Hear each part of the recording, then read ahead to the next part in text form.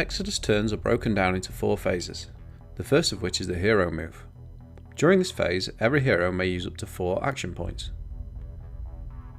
Moving one square costs 1 action point and can be done in any direction not blocked by a wall, including diagonally, as long as the diagonal move does not cross over a doorway or corner. In addition, heroes may also use a sprint action, which allows them to move 3 squares for just 2 action points. Activating or switching a weapon is a free action but can only be done once per turn. Your active weapon is placed face up on your equipment deck. Ballistic attacks can be made in any direction as long as the line of sight is not blocked by a wall, door, or another unit. Note that ballistic attacks can still be made diagonally over corners and doorways. Quick firing a weapon costs 1 action point and can also be combined with moving 1 square. Simply nominate a target within your line of sight, deduct 1 round from the appropriate ammunition dial, and roll on the quickfire table with the active weapon card. A roll of 6 or more with a pistol will result in a kill. Aimed firing a weapon costs 2 action points and cannot be combined with movement. Nominate your target, deduct 1 round of ammunition, and roll on the aimed fire table of the active weapon card. A roll of 4 or more with a pistol will remove a standard infected target from play. Reloading an active weapon costs 2 action points and can also be combined with moving 1 square. Simply take the relevant search card from the hero's search deck, add the correct amount of ammunition, and discard the card. Melee attacks can be made either with an active weapon or using the unarmed melee table on the hero board.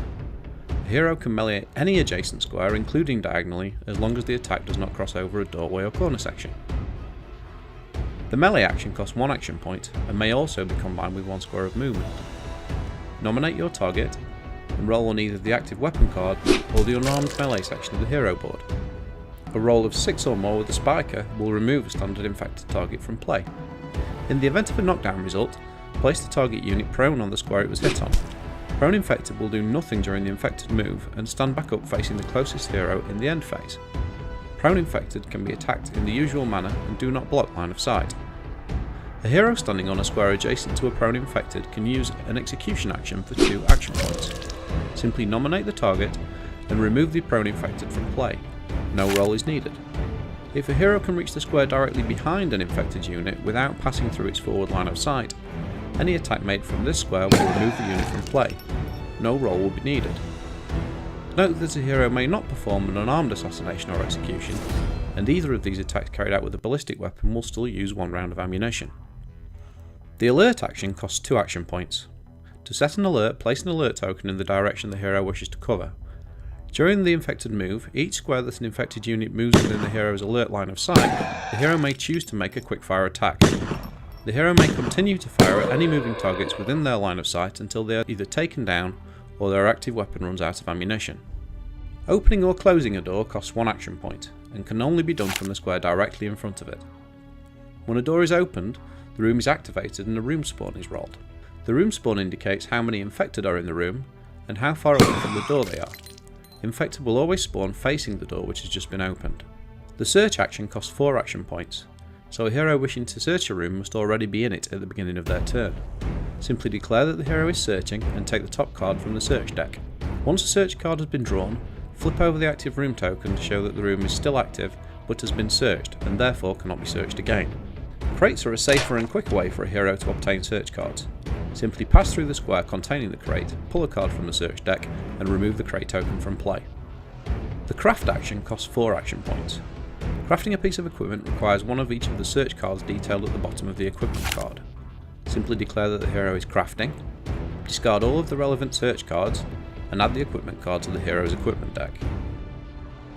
During the infected move, every infected unit on the board will move its walk allowance towards the closest hero. If, during the course of its movement, an infected unit sees or smells a hero, they will accelerate to their charge speed. Charging infected will always prioritise a hero that they can see or smell, even if this is not the closest hero. This allows players to herd charging infected away from closer undetected heroes. If an infected unit reaches a square which is adjacent to a hero and not diagonally over a doorway or corner, the hero must take a grab test. Roll a die and reference it against the table on the infected card. For a zombie, the roll of 4 or lower will result in the hero being taken down. Place the hero in a prone position and place the zombie on their hero board. The hero must now immediately take a bite test. Roll on the bite table of the infected card. In the event of a bitten result, rotate the hero's infection dial to the number 1 position. This hero is now infected. A hero with infected on their hero board can either quickfire or melee them for 1 action point. Alternatively, for 2 action points, they can sweep them to one of the 3 adjacent squares. To sweep an infected unit, remove the unit from the hero board and place it prone on any adjacent square. Once the hero board is free of any infected units, the hero can stand back up for 2 action points. In the spawn phase, we roll a die and reference it against the mission's turn spawn chart. On this chart, a roll of 4 indicates that we should spawn 4 zombies from point A. Infected units will move on the turn that they spawn, with their first square of movement being to step onto the board. An infected unit spawning with line of sight or within smell range of a hero will immediately charge. If the spawn roll indicates that a roamer should be spawned, place 1 zombie on the closest possible square that is outside of the hero's line of sight. Note that roamers can only be placed on active areas of the board. In the end phase, advance the infection dials of any bitten heroes onto the next square, remove any alert tokens from the board, and finally, stand up any knockdown infected units facing the closest hero. They will do nothing else this turn.